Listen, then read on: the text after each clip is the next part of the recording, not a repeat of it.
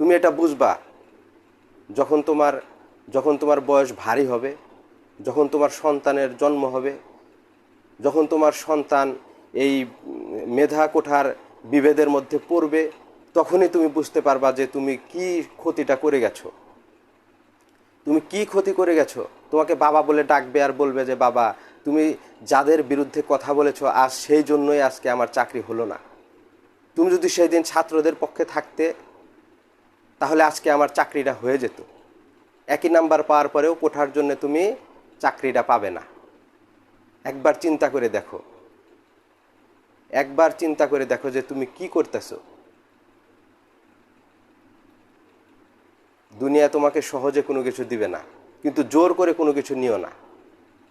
আল্লাহ রাসূলের নিষেধ রয়েছে, জোর করে কোনো কিছু নেওয়ার নিষেধ রয়েছে। আসো একবার চিন্তা ভাবনা করো। যাদের যৌক্তিক আন্দোলন, তারা যৌক্তিক আন্দোলন যৌক্তিকভাবে তারা এটা নিয়ে নিবে, কিন্তু তোমরা তার বাধা হয়েও না, তাদেরকে বাধা দিও না।